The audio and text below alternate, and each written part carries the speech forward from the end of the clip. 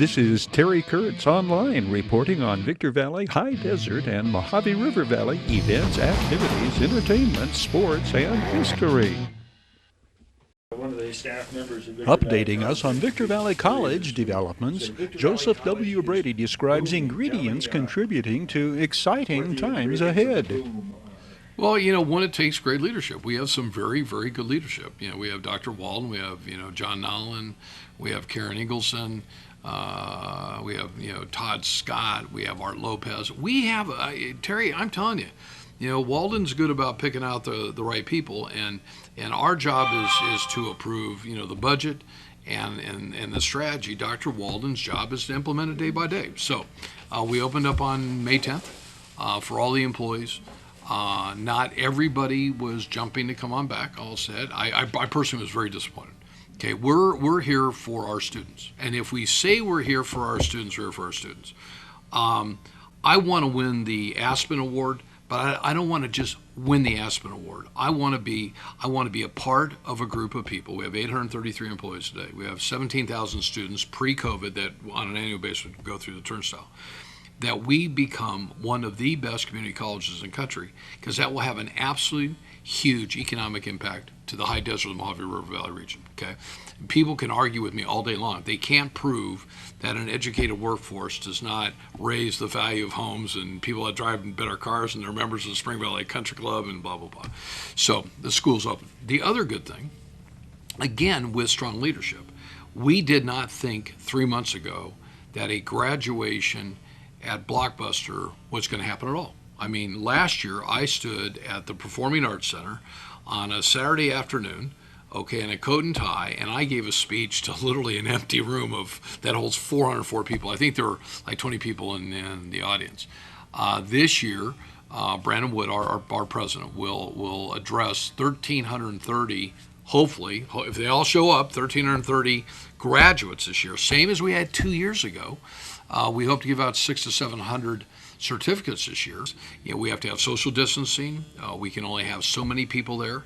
It's going to be on Saturday night, June 12th. I'm tickled pink. I'm tickled pink because the leadership said we're not going to be told that we can't do it. And with the ability of Walden and his team to negotiate with Blockbuster, they said, okay. So Blockbuster came back and said, well, you can't do this and you can't do this. And Walden said, well, how about if we do this? And okay, that's how you negotiate. I negotiate all day long. That's how I do. So that's going to be fun. And so it's exciting for those students that through the last year of darkness, we'll see some brightness that night. Then last Saturday, the Victor Valley Community College Foundation, under leadership of Shannon and Kirsten Acosta and Christopher Nunez and just a great staff, were able to pull off the gala. So the foundation honored this year with the President's Award two great leaders on up here. Carl Tate, that has been up here forever. He's a household name. If it wasn't for him, and the close relationship that he had with Dr. Prim Reddy and Prime Care and Desert Valley. Dr. Reddy's given well over $5 million so far, and it all started with Carl. Carl's a former trustee. Then you had Don Brown with Lee and Associates. Don's been up here. I've been up here 33 years. Don's been up here, I think, almost 40 years. He moved from Westminster. Was a home builder. He runs Lee and Associates. He's been very, very successful. So they got the President's Award. And you had Cindy Schmidt, was awarded. Eric Schmidt, so kind of a husband and wife. They both got two different awards. You had Dakota Higgins, who was acknowledged. His friend Dylan was acknowledged last year. So, as Dakota said, it was kind of cute. He said, I've got a really big ego, and this award's only going to help me. But he's a Victor Valley Community College grad, and while we occasionally have some political differences with him, we hope he does well, because you want somebody from our college to do great things. We had Cindy Bostick, who runs the Great Women's Foundation that they have on up here, and she used to be in real estate. Just a very, very, I think, a very nice lady who just really has done a great job. Regina Witherspoon Bell had done a little background on her, before she got the award. The foundation decided to do something. The team at VVC executed it, and what happened? We had about 140 people out there, and it was cold. it was cold that showed up. So I take my hat off to Shannon, Kirsten, and Christopher, and the whole bunch. It shows that together we can do some great things, and I think and acknowledge people. And it was also a great time to see Carl Tate give a speech. So it all worked out. When does post-trauma end for a survivor of sexual abuse? Never.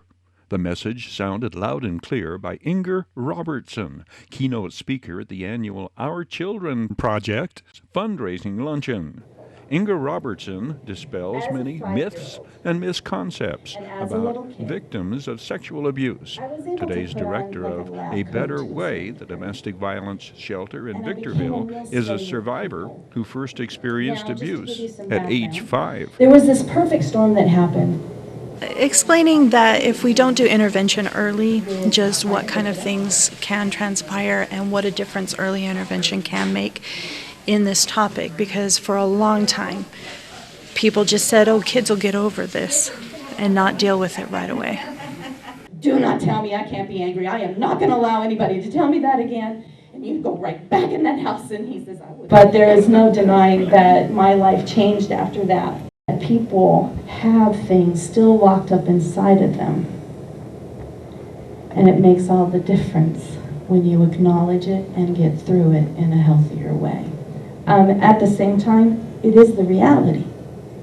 And all of these things, I was told I couldn't be angry about what happened to me. And I've worked with other women that they were told they couldn't cry. And what's been interesting is whatever the thing is that you were told you couldn't do is the very thing that you probably needed to do. And when some of the women who were told, you can't cry about this, once they started, they looked and they're like, I don't know if I'm ever going to stop. It's like, just go, just do it.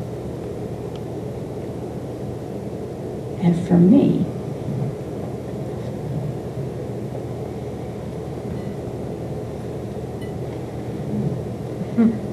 say hello to my friend. There had been so much rage bottled up inside of me. The Our Children Foundation is something that I've heard about because I'm a domestic violence executive director with A Better Way. It is one of the partnerships, but it's also very much linked. A lot of times, in my 30 years of walking beside people that have been through abuse, whether in childhood or not, I would say there's only been about 5 that couldn't say that they had anything of childhood sexual abuse in their background. And you were such a victim. Correct. How difficult was it originally to address it, to come out and talk about it? It was pretty much told I had to suppress it, and a lot of that had a lot of ramifications, which I'll be talking about today, and the difference that just being in a room knowing you're not the only person can make for such little ones. When you are, or a lot of children that are in the single-digit ages, if they're singled out, we always hear about fight and flight. But there's 3 F's to the responses that people can have. And the third one is freeze. And when you're a child, and you're very, very aware that your entire existence is about all these adults around you, all these perceived adults, even if they're teenagers, you freeze. It's not like you're a teenager who has friends and you can run away and all this other stuff. You just freeze. Well, some of these things will follow someone into their adulthood. So as I became an adult, if someone was confrontational and other stuff, I learned to freeze. That was my first experience. So these are strategies that I took on that followed me into adulthood because I didn't have support or help or ways of coping with it in the early days. I am so glad we are past that time period where we don't talk about it. I am so glad we now understand that myth about, oh, they're so young, they'll never even remember. Because now we know trauma burns itself in your brain. This particular organization holds a deep part in my heart because of my own story. That's why I'm here. Art has also been very therapeutic for me through the years. But this right here is a piece that speaks to what happens when a child is left alone to try to figure out how to place all these pieces together when you have been sexually molested. But the program that we're here to talk and celebrate and support today, parents are involved, the children are involved, and so is the offender. And I always wonder if someone had just taken time to take this teenager by the ear and sit him down and go, curiosity's okay. This is not. And then spend some time, would it have made a difference? And we have something in our own community that deals with all sides of this from the very beginning. So they don't have to go through all of this journey.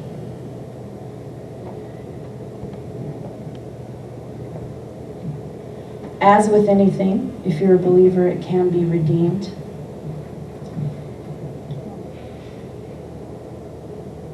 I'm reintegrated. The little girl in me did grow up. I now have boundaries, and I know what they are. And the scars are golden because you can share them and let people know that they can be different.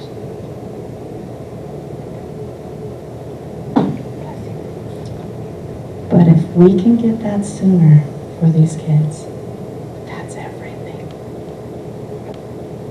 Thank you for your time. The Our Children Project responds to the needs of sexually abused children, providing counseling to the children and their families. It is the only program of its kind in the high desert.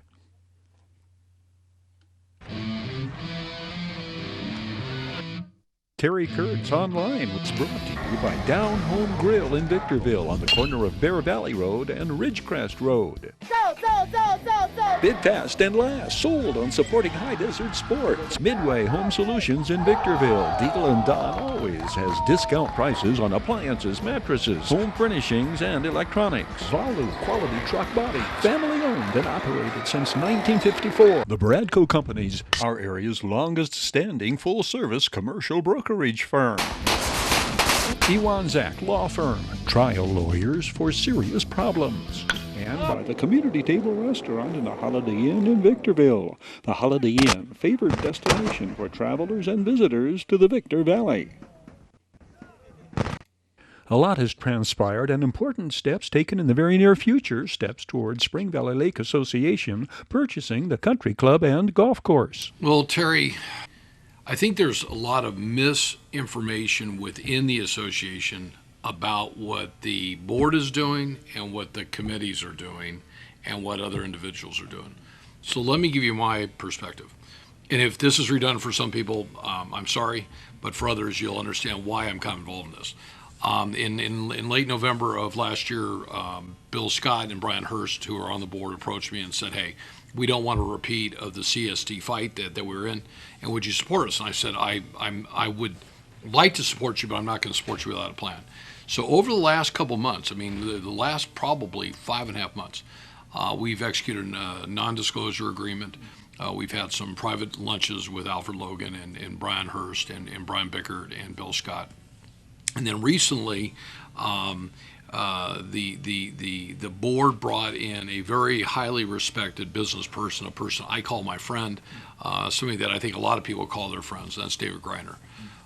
David owns Greiner Buick GMC. David is a very level-headed businessman. He's also an attorney. Many people don't know that he's an attorney. He doesn't have an attorney shingle out in front of GMC. So he's been involved, and we've had some meetings that have been very, very interesting. And I'll say this. So you have a couple of committees out there that are working very, very close with the board. But I think what happens is sometimes information is leaked from the committee level, and it just gets out within the 4,215 lots, okay? And then you hear all kinds of things. So for a period of time, as I heard things, I would email Brian Bickert, Brian Hurst, Bill Scott, and now even David Greiner, to say, what is fact and fiction? So fact is this. They did a town hall on April 21st. I believe that was the day. And they had, I think, 60 people there. And the board did a reasonably good job. On a 1 to 10, I gave them a 7. Okay, I wrote them a memo, and I said, I think, this person did great, this person could have done better. At the end of the day, they were trying to explain to everybody where this deal was going to go and how the deal was going to work on out. The purchase and sale agreement, which I know has brought some real challenges to Club Corp. So this has been going back and forth with Club Corp and the attorney Stephen Tinley and his female associate for months. Is down to one little point. So last Friday, very smartly, the Spring Valley Lake board met in kind of what I call an emergency session, but they just called a regular board meeting. They put that in and they posted. And they have voted to give Brian Bickert the ability to sign the final purchase and sale, subject to Tinley approving it and also the work that Brian Hurst is doing. And so I do believe that by, let's say, the 24th of this month, that the purchase and sale agreement will have been cut. I'll say this, that there have been many people who have had some input to it. I went line by line. I understand purchase and sale agreements real well, and there are some things I just said to the board, you can't do this. And I've got to say this, with the help of David. So what's been nice, David and I bring a business acumen, okay? Brian Bickert's, got a very successful appraisal company. Brian Hurst is one of the top real estate agents on up here. Bill Scott is a former businessman that's owned quite a few companies. He's sold like 5 or 6 companies. So I think when you put everybody together and say, okay, what did this document have? Does it protect, most importantly, the residents of Spring Valley Lake? I can tell anybody looking at this video, this is a balanced agreement. It is a fair agreement. It's $2 million, so I'm not saying anything that Brian Bickert didn't say. It includes 977 acre-feet of adjudicated water.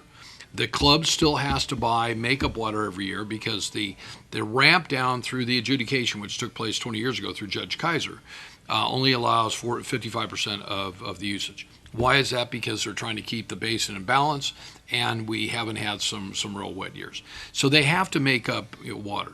It looks like the club is going to need about $2.5 million to $3 million in some fixes. The committee for the board is studying very, very, very seriously a very serious opportunity where they can refinance the water debt that is due in 2 years. Actually, this came about from Robert Reed. Robert had said a couple months ago, why don't we take care of the park? Let's improve the community park. Let's get the skateboard. Let's refinance the water. We've got the country club purchase. We've got the modification. Do one check and one loan at an interest rate that's going to be very, very viable. It looks like at this point, the final strategy plan is not done. So I think where the problem, Terry, is this. The board on the 21st of April said they think that the end outcome is that everybody's dues will go up $20 a month. Okay, you still have to go buy a social membership, but you're going to be able to use the club and go eat in there. And if you're not a social member that will probably pay, let's say, $75 to $100 a month, or a golfer that could go up to $300 a month or whatever, they're currently finalizing out there. They're going to have a final plan. So for those that have said to me, Joe, you're buying off on this because you have 2 houses on the golf course, not buying off on anything. This is not about me or my houses. It's not about David and his house. It's not about Brian Hurst and his house. It's not about the board. Spring Valley Lake is 51 years old. Okay, it opened up in 1969. The club is a great golf course. It's a great golf course, but it needs some work. And after 50 years, you need to put some money back on it. So I think that's going to work. The most important thing of this whole aspect is that David and I and Brian Bickert and others have been working on a strategy that is a foolproof plan that they will be able to deliver to the residents to be able to vote on. It's going to talk about the structure of the country club, what it's going to cost. Are you going to be able to swim there for free? How many times are you be able to play golf? What hours is the club going to be open? There's been a lot of thought, and Terry, I'm going to tell you, there's been some pretty tough conversations on in there. Brian Hurst, who I have just a total amount of respect for, In our last meeting 2 weeks ago Friday, we started off and I said, so we were talking about political consultants, okay? And so they are interviewing political consultants that are going to be able to help us with the social message, be sure that we're in the mail, be sure that we do the town halls, be sure that somebody else is trying to explain the reality here. You know, you got to bring a company that really does understand the bigger picture of, 4,215 lots. We're 93.4% built out. We are 3,941 lots completed as of today. Okay. You've got a wide range of ages. You have homeowners that are 19 years old, and you have homeowners that are 90 years old. You have homeowners that will never use that golf course, but also understand what will happen in declining values. I will say this, with the help of David Greiner and with the help of Greg Kristovich, who did the original study that we've gone through page by page and word by word, I have read now enough articles that absolutely clearly state that if that golf course were to turn brown, okay, they just shut it down, or it gets in the wrong hands, we are looking at a 30 to 40% decrease in value within Spring Valley community. But what are we going to do? We're going to come together with a strategic plan that everybody can buy on off, and something that is a benefit not only to the residents today, but I think we have to look 25 years down the road. So I'm cautiously optimistic. I think that I don't think there's a date for the vote. We do have to get 2,807 votes affirmative. So it's going to take a lot of work, but I think that if you have a strategic plan and you have somebody like David, I mean, he's been working the business plan side and working with Alfred and everybody else. I think this is going to be a win-win for everybody. I think it's going to be a win for the board. It's going to be a win for the residents, and I'm glad to have just a little bit of input towards it. So. Human trafficking is the fastest growing crime in America. California is the #1 state. We have twice as many cases as any other state. The pandemic of child sexploitation and human trafficking has long since spread into the high desert as Amber Alerts and missing child alerts pervade on an increasingly regular basis.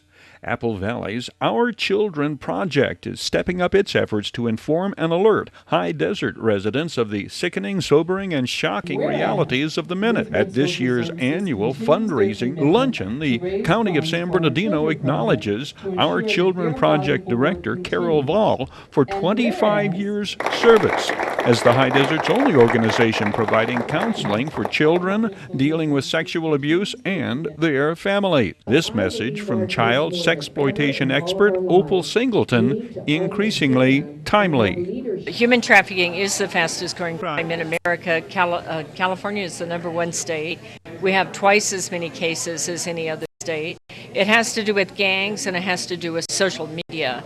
The message today mainly is for parents and grandparents and teachers and public leaders and like that to understand what is happening in child pornography, child sex trafficking, social media exploitation. This is the first generation in all of history that'll be able to reach the entire world, and the entire world can reach them. And on top of it, we have technologies that make it very difficult for parents, school officials, and law enforcement, like encrypted messaging, disappearing video. We have cryptocurrency. All of these things make it hard for law enforcement to get a search warrant and for a parent to understand what's happening. So for this organization, it's very important that we work with the children to make them the first generation that's self-responsible on technology and is all-powerful. We really are reaching a point where we can't protect them and law enforcement can't protect them. The urgency of Opal Singleton's message prioritizes Lutheran social services, moving the Our Children project toward the top of their list of projects they support. When we were looking at things that were critically important that we needed to fundraise for, in particular, the Our Children's project came up in my mind for almost first on the list. The need is beyond the capacity that we can handle our programs, but one of the three that we highlight is Our Children's program, mainly because of the need that is so apparent and the lack of funding to support it. You know, the dichotomy is very difficult to understand, but we're working on that part too.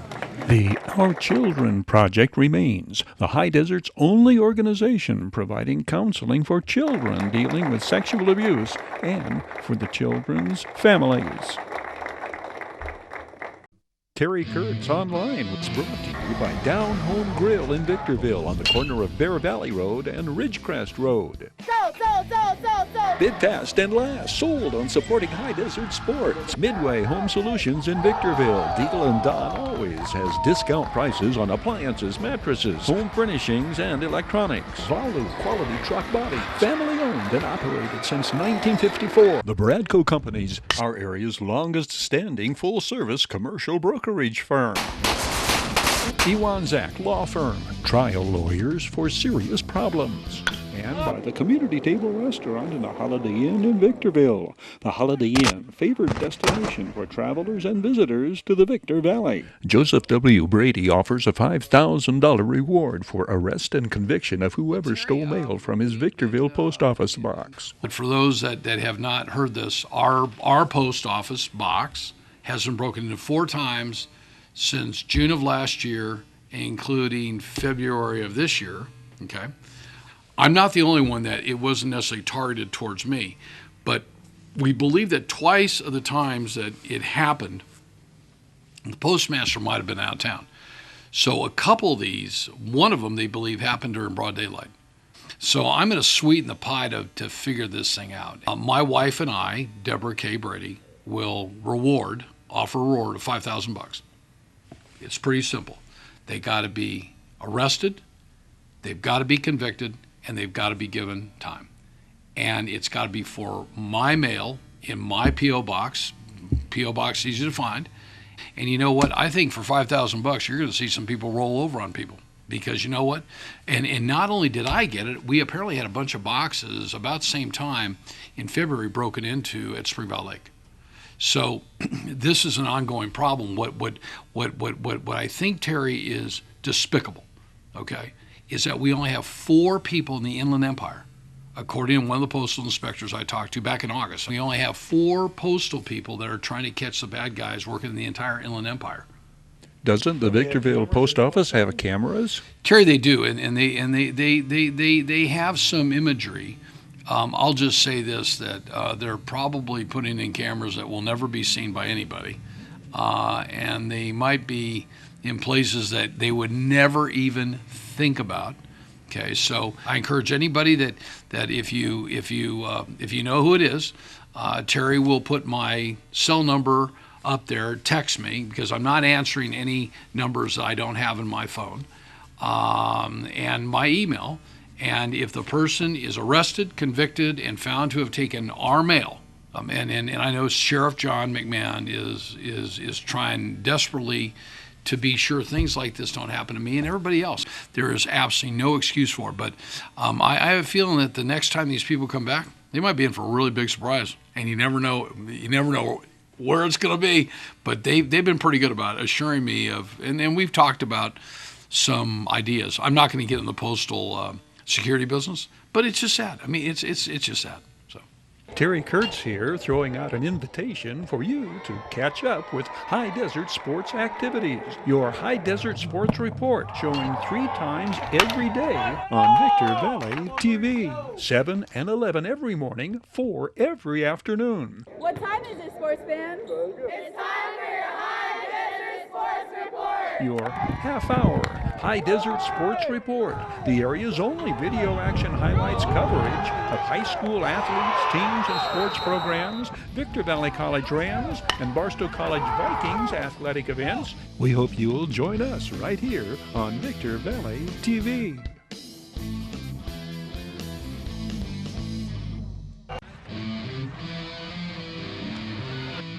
Terry Kurtz On-Line was brought to you by Down Home Grill in Victorville on the corner of Bear Valley Road and Ridgecrest Road. Bid fast and last, sold on supporting High Desert Sports. Midway Home Solutions in Victorville. Deagle and Don always has discount prices on appliances, mattresses, home furnishings, and electronics. Valu Quality Truck Body. Family owned and operated since 1954. The Bradco Companies, our area's longest standing full-service commercial brokerage firm. Zach Law Firm, trial lawyers for serious problems.